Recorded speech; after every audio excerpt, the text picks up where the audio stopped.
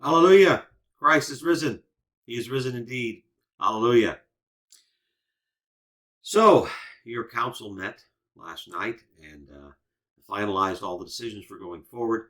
We are hoping that these are the last major changes to be made for quite some time so we can get into a new rhythm.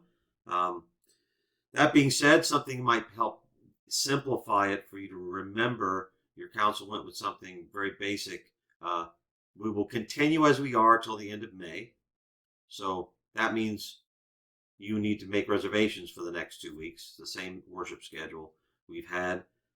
Basically, if you want to help be here for the recordings, that would be on Fridays at 1, Saturday 6 a.m. and 11 a.m. and 6 p.m. And then on Sunday 8:30, 10:30, 12:30, and 4:30. Give Gwen a call. She will gladly make your reservations for those services. That's for the next 2 weeks, for the remainder of the month of May. The month of June, we have a new worship schedule kicking in that will be without reservations. We're trying to keep our numbers below 40. So that worship schedule is as follows. We will bring back in Wednesday worship services. They'll be at 6 p.m. So midweek service. It will be different than the weekend service. The weekend services there'll be 4 of them. That would be Saturday evening at 6, Sunday morning at 8:30, 9:45, and 11. So those are our 4 service times. And finally, in July, we'll start up Bible studies again. The Bible studies we already had in place will be at their regularly scheduled times. Wednesdays at 5, Fridays from 10 to noon, women's Bible study, men's Bible study, Saturday mornings at 9.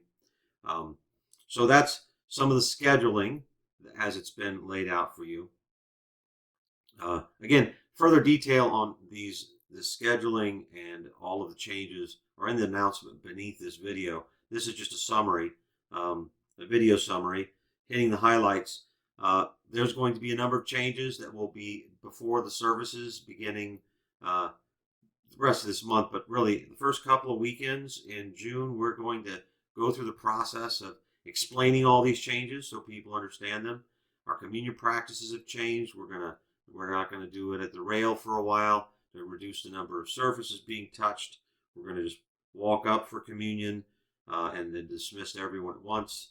And there's other changes that will be obvious. I'll explain them when you're here. We asked it, we're going to have an entry and exit. We'll exit from the door out by the lectern. Just to make sure that when we're transitioning, because there's only 15 minutes between services, we just want to help facilitate social distancing.